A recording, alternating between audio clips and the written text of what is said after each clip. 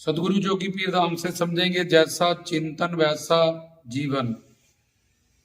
तो मनुष्य अपने वर्तमान काल में जो उसका जीवन बीत रहा है उसकी तरफ ना ध्यान करता हुआ सारी जिंदगी या तो चिंता अपने पास्ट के बारे में सोचता रहता है या फिर चिंता अपने फ्यूचर के बारे में सोचता रहकर, लेकिन जो जिंदगी है वो आज जो हमारी व्यतीत हो रही है उस वर्तमान में ना जीते हुए हम भविष्य की चिंता या पास्ट की चिंता, जो वक्त गुजर चुका है, डेड हो चुका है, जैसे डेड चीज को हम शमशान घाट में छोड़ते हैं, क्रिमिनेशन ग्राउंड में, लेकिन वो अपने उसी वक्त को बार बार जो बीत चुका है अपने मन में जिंदा रखता है। तो जहाँ वो अपने पास्ट का चिंतन करता है, जहाँ फ्यूचर की टेंशन लेके उसका कि कल को क्या होगा उसका चिंतन करता रहता है, लेकिन जीवन उसका वर्तमान में है। जैसे 3 बच्चे फेल हुए तो अब तीनों में सेम रिजल्ट हुआ, लेकिन एक ने कहा कि अगले साल मैं पास होके फर्स्ट आऊंगा, मैं इसका पश्चाताप करता हूँ, मेरी गलती है। तो उसने बार फेल होने के बाद ये चिंतन किया कि मेरी गलती है, मैं ज्यादा मेहनत करूंगा, मैं अगली बार फर्स्ट आऊंगा, टॉप करूंगा। तो अब उसने जैसा चिंतन किया वैसा ही उसका जीवन हो गया, उसका रिजल्ट वैसे ही अगले साल वो टॉप कर गया। दूसरे बच्चे ने सोचा कि मैं सुसाइड कर लेता हूँ, क्या मुंह दिखाऊंगा, मेरी तो इज्जत नहीं रही, माँ बाप क्या कहेंगे, जहाँ मेरे दोस्त क्या कहेंगे, जब पिछली क्लास में बैठना पड़ेगा। तो उसने बार बार फेल होने से वो नहीं मरेगा, वो उस बात का बार बार चिंतन कर रहा है, बार बार चिंतन कर रहा है, तो वो चिंतन उस पर हावी हो गया, तो उसने सुसाइड कर ली। तीसरा बच्चा जिसके खानदान में सारे फेल होते रहते थे, वो बड़ा खुश है कि मेरे पिताजी, मेरे दादाजी या मेरे घर परिवार रिश्तेदार में सब तो फेल होते हैं, मैंने भी अपनी पीढ़ी का परंपरा रखी, मैं भी फेल हो गया। उसने इसको हर्ष उल्लास में इस बात को उड़ा दिया।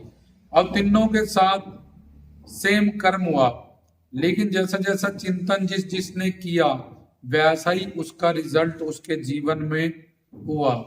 ऐसे ही हम अपने वर्तमान में जो चिंतन करते हैं, हमारा पास्ट तो निकल चुका है और वो हमारे हाथ में नहीं है, लेकिन वर्तमान में हम सही चिंतन करके वर्तमान और अपना भविष्य ठीक कर सकते हैं।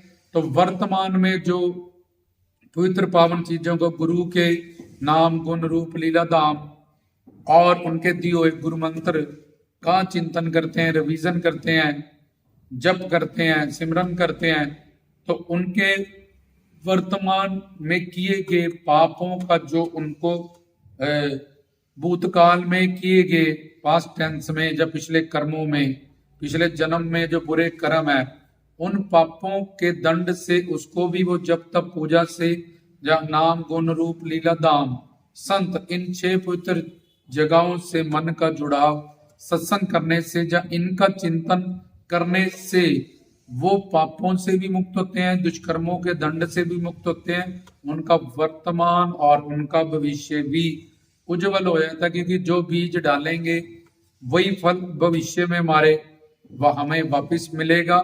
इसलिए अगर कांटे बीजेंगे तो कांटे ही हमें मिलेंगे, फूल बीजेंगे तो फूल ही हमें बीजेंगे।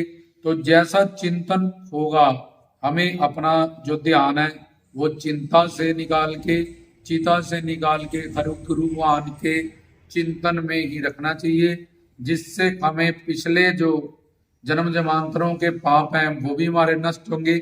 हमारा वर्तमान भी जब हम इन पवित्र जगहों से सुख शांति प्रेम आनंद से अपने मन का सत्संग मन बुद्धि का करेंगे, अंतःकरण में उनका वास करेंगे, तो हमारा जीवन सुख शांति आनंद प्रेम में होगा और हमारा फ्यूचर भी ठीक होगा, क्योंकि हमसे फिर अच्छे ही कर्म हो गए और सही फैसले की हम हमेशा करेंगे। गुरु के नामदान को आगे रख के, गुरु के तत्व ज्ञान को आगे रख के, गुरु की बुद्धि को आगे रख के ही हमारा हर डिसीजन होगा।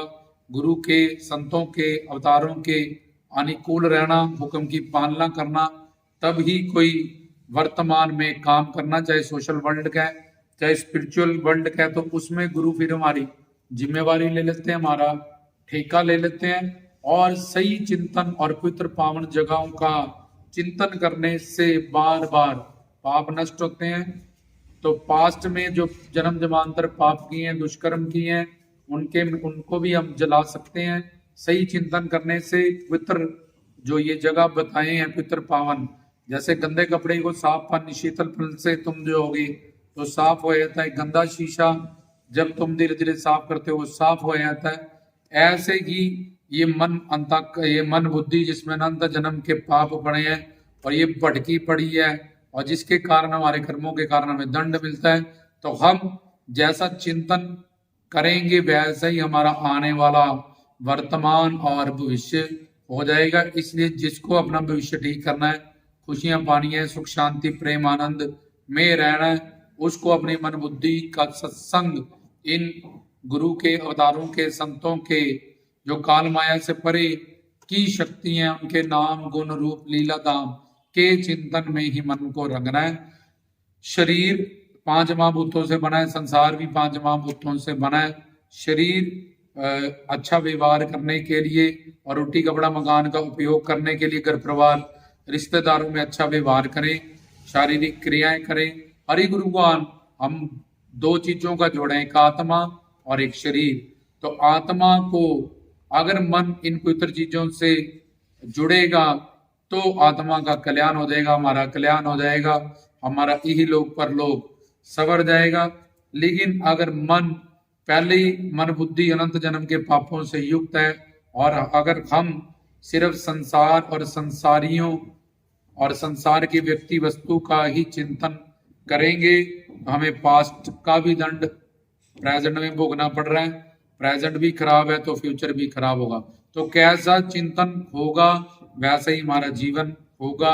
इसलिए जो चाहते हैं उनका जीवन सुख शांति प्रेम आनंद में हो, उनको अपना चिंतन सही करना होगा।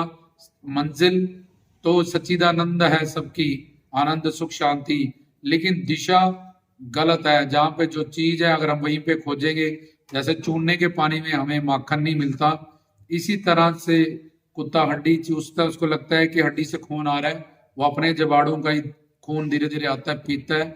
बच्चा अंगूठा चूसता है, समझता है इससे दूध आ रहा है, अपनी लार को ही पीता है। इसलिए जिसकी मंजिल और दिशा चिंतन की, मंजिल तो बनी बनाई है सच्चिदानंद और दिशा भी सही हो जाएगी और सही जगह पवित्र पावन जगहों का वो चिंतन करेगा तो उसका जीवन सुख शांति प्रेम आनंद में हो जाएगा। जीवन एक बर्फ की ढेली की तरह है, अगर गंदे पानी में छोड़ दोगे गंदे चिंतन में तो गंदा आ जाएगा, अगर साफ पवित्र पानी गंगा जल में छोड़ दोगे तो वो उसका जीवन पाक पवित्र अच्छा हो जाएगा। कृपा रहमत से झोलियां भर जाएंगी, एह लोक परलोक मानव चोला सफल हो जाएगा। इसलिए अच्छा चिंतन करें, संतों का चिंतन करें, अवतारों का चिंतन करें, जो काल माया से परे देवी देवता हैं उनका चिंतन करें, उनके नाम गुण रूप लीला धाम का चिंतन करें, तभी हमें जो भी फल चाहिए ईश्वर से वो प्राप्त होगा। जय बाबा जी।